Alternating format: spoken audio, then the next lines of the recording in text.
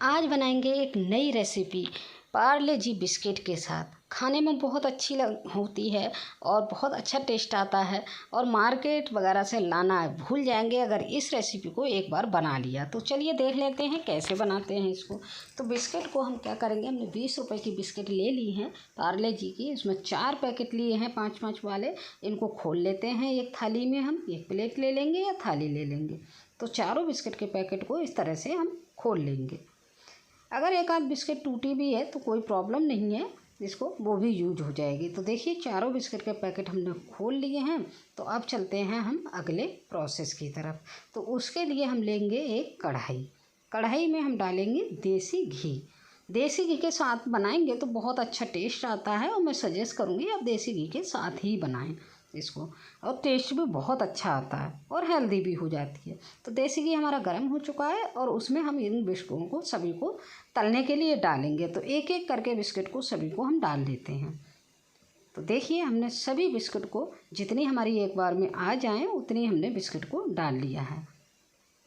इनको उलटते पुलटते हम हल्का ब्राउन होने तक सेक लेंगे। तो अभी देखेंगे कितनी सेकनी है, बहुत ज़्यादा ब्राउन नहीं करनी है, नहीं तो ये जलने वाला टेस्ट आ जाएगा। तो इस चीज़ का बहुत ध्यान रखेंगे। तो बस हल्की ब्राउन होने तक ही हम सेकेंगे। अभी देखेंगे कितनी ब्राउन करनी है। तो देखिए इस तरह से बिस्कुट को ब्राउन करेंगे और यहीं पे हम इस बिस्कुट को निकाल लेंगे। बहुत ज़्यादा ब्राउन नहीं करेंगे। तो ये हमारी देखिए अच्छे से तल गई हैं। तो बस इतनी ही तलनी है। तो अब इन बिस्कुट को हम निकाल लेते हैं। आप देख रहे होंगे बिस्कुट बिल्कुल सॉफ्ट हो गई हैं। तो कोई टेंशन नहीं लेनी है, ये बाद में ये अच्छे से तो टाइट हो जाएंगी तो कोई दिक्कत नहीं है। इनको हम निकाल लेते हैं। तो जितनी हमारी एक बार में आई थी ना बिस्किट उतनी हमने तल ली। अब दूसरा जो रह गई है ना वो भी इसी तरह से हम तल लेते हैं। डाल देते हैं सभी बिस्किट को दोबारा से और इनको भी ब्राउन होने तक हम सेक लेंगे। तो उलटते पुलटते हमने जल्दी से दूसरी वाली बिस्किट भी सेक ली हैं। तो अब से हम चलते हैं अगले प्रोसेस की तरफ। बिस्किट हमने निकाल ली है, अभी गर्म है। गर्म करने होने के बाद तलने के बाद इनको छोड़ देंगे 10 मिनट के लिए। तो ठंडी हो जाएंगे और ठंडी होने के बाद इस तरह से हम इनको तोड़ लेंगे छोटे छोटे टुकड़ों में। और तोड़ने के बाद अब लेंगे हम एक मिक्सी का जार। मिक्सी के जार में इन बिस्किटों को हम डाल लेंगे जितनी हमारी एक बार में आ जाएंगी।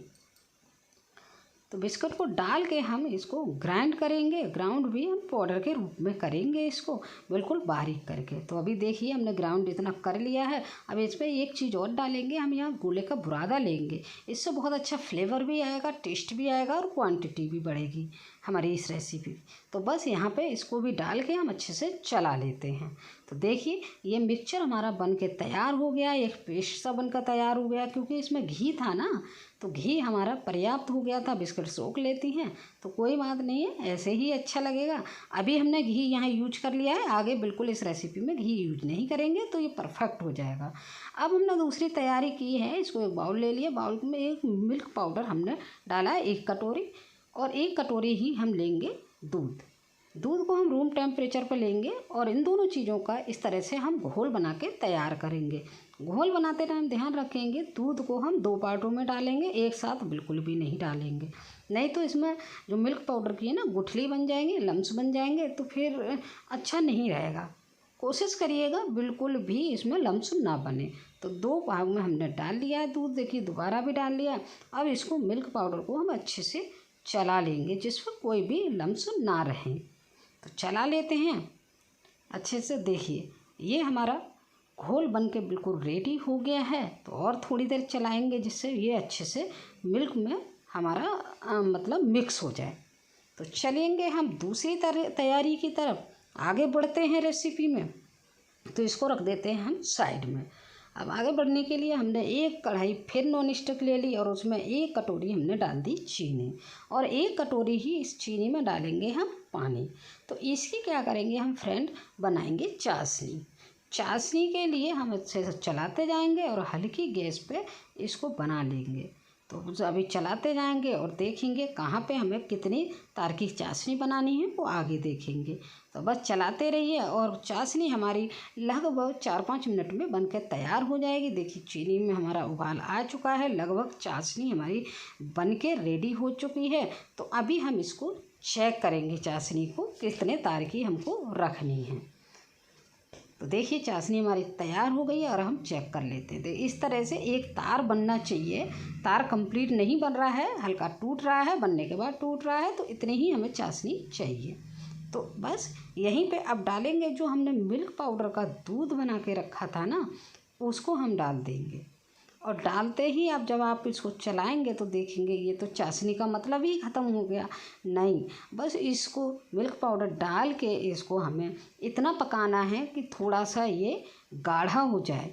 अभी देखेंगे कितना गाढ़ा रखना है, तो इसको चलाते रहिए। इसको भी पकाने में हमें 2-3 मिनट लग जाएंगे आराम से।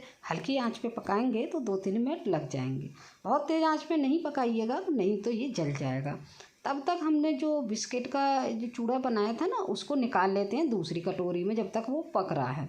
क्योंकि हमने कटोरी उससे मिक्सी के जार से निकाला नहीं था उस टाइम, तो हम अलग कर लेते हैं तो हमें डालने में आसानी हो जाएगी।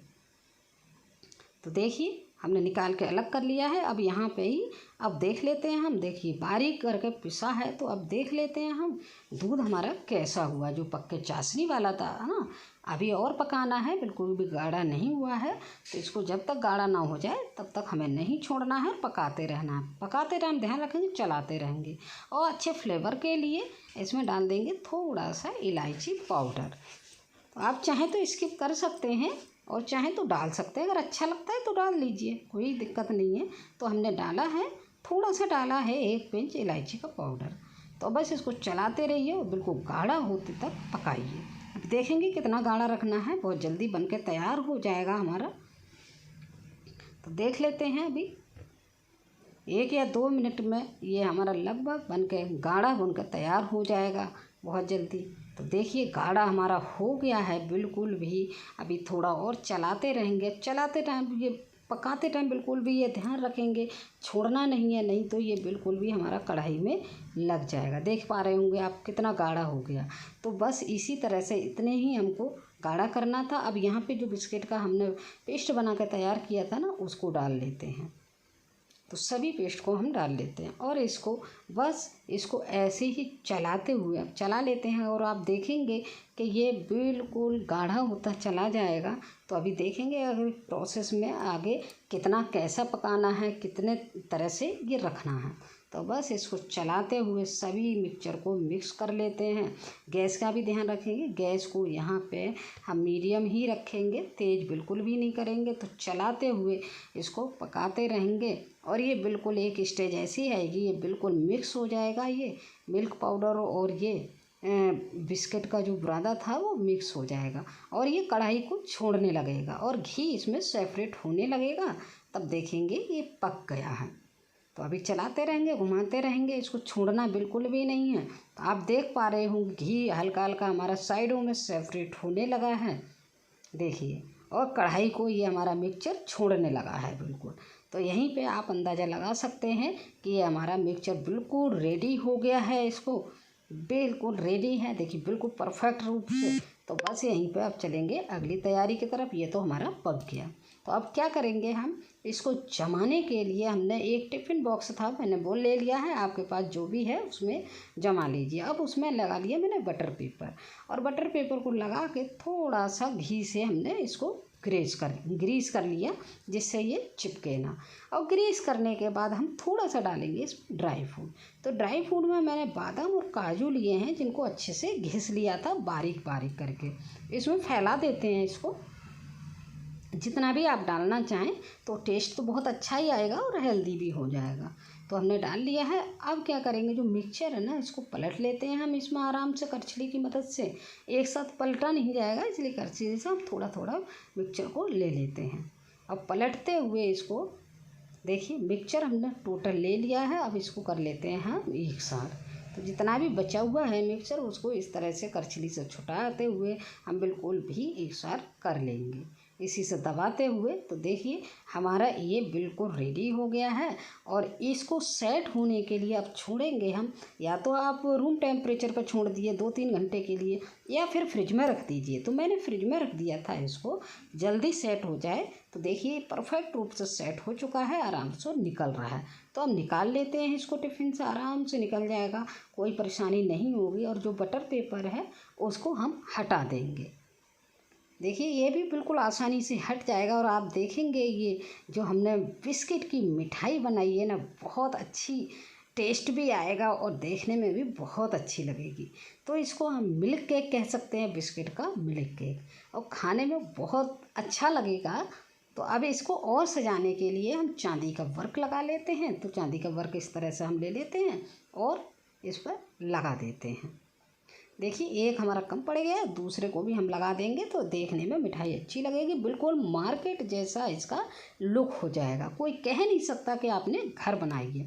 तो देखिए हमारा ये हो गई है मिठाई। अब पीस आप अपने अकॉर्डिंग रख सकते हैं, जैसे छोटे रखिए। मैं मिल्क केक की तरह काट रही हूँ क्योंकि मेरे दिमाग में तो बस एक ही चीज़ आ रही है, ये मिल्क केक है। तो हमने 2 पार्ट इसके कर लिए हैं आराम से। देखिए बहुत आसानी से कट जाएगा। तो चाकू को रखेंगे और चाकू को दबाते हुए इसको काट देंगे। तो देखिए बिल्कुल आसानी से इस मिठाई को बन के ये रेडी हो गई है। अभी देखेंगे इसका अंदर का टेक्सचर कैसा है। अभी उठा के दिखाऊंगी, बिल्कुल परफेक्ट टेक्सचर बन के तैयार हुआ है। देखिए, और जितना परफेक्ट ये टेक्सचर बन के तैयार हुआ है उतना ही परफेक्ट खाने में लगी है। तो हम इसके अब छोटे छोटे पीस कर लेते हैं। तो इस तरह से देखिए दबाते हुए कर देंगे, बहुत आसानी से कट जाएंगे, कोई परेशानी नहीं होगी। तो इस तरह से देखिए हमने सभी पीसों को काट के तैयार कर लिया है। अब इनको लगा लेते हैं एक प्लेट में।